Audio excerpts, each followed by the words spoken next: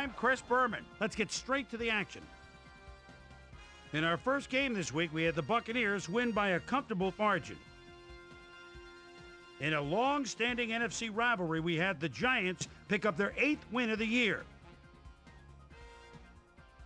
The Steelers lost this one, but will stay at number 3 in the AFC North. Bobby Ingram stepped it up this week and gave his team some added firepower for the win. Joe Little Bighorn had over 50 yards receiving and helped his Saints beat the Redskins. In the Queen City, Cincinnati, we had the Bengals lose by a 12-point margin. We had an interesting free agency pickup of note here. Trey's got the lowdown for us. Trey? All right, Chris, let's switch gears and talk about players that'll have new homes in the National Football League, as free agency continues to play such a huge role in determining a team's makeup. Coy Wire is going to find himself with a new club, and he'll be in a new tax bracket, too. 6 years, $5.0 million, plus a $1.0 million signing bonus. This guy will also have a new address for a while as he signs a 4-year contract with the Chiefs. Chiefs, Raiders.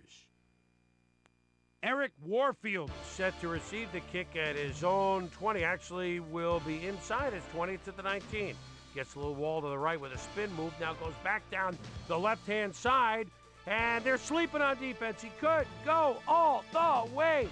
81 yards. The Chiefs go on to win this by the final score of 28-21.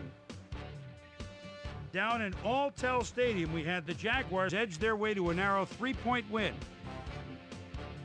The Falcons' defense held their opponents to under 150 passing yards in their win at the Georgia Dome. We had a big injury in this one, and Trey has the lowdown for us. Trey?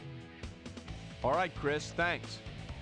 In front of you, we've got the AFC Infirmary Report. And as you can see, they were hit hard this week. Kelly Washington might be the biggest loss on this list. It's a broken hand, and the doctors are saying he'll be out for the rest of the regular season. There's a chance, however, they'll get him back for the playoffs. In front of you, we've got the NFC list.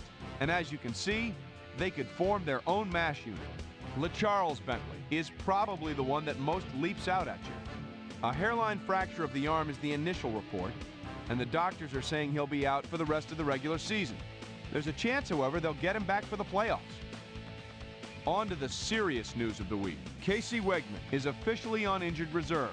He'll miss the season, and of all the places you hate to lose established players, the offensive line has to be the worst. Now we'll move on to our top story of the day. Corey Hall is going to be watching from the sidelines for a while, as his injury will deal a major blow to this team. So that'll do it for now. Chris, let's send it back to you. The Eagles won on the road and will now head home to meet the Redskins. In a long-standing AFC rivalry, we had the Titans pick up their 8th win of the year. Patriots, Chargers. Corey Dillon is always a threat. They're at the 1-yard line, and touchdown. The Patriots go on to win this by the final score of 51-14. The Rams won this contest, but will stay at the first place in the NFC West. Marty Booker had another good performance in the win and showed us why he's ranked up at the top of the league. Travis Henry rushed for over 50 yards and helped his Bills beat the Jets. And last but not least, we had the Dolphins come away victorious. All right, Boomer, thanks. With the playoffs a little more than a month away, things are starting to get real interesting when it comes to seeding and the races for the division crowns. Let's start things off by taking a look at the AFC. And now checking things out over in the NFC playoff race. So there you have it. Still plenty of intrigue left in this NFL season, as the homestretch madness is only just beginning. And that'll do it from here. Chris, let's send it back over to you.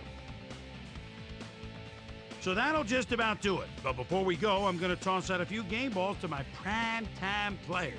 Each and every one of these men had a week to remember. That'll do it, sports fans. I'm Chris Berman, and thanks so much for joining us here in the Bristol studios. We'll see you next week right here on ESPN, the worldwide leader in sports.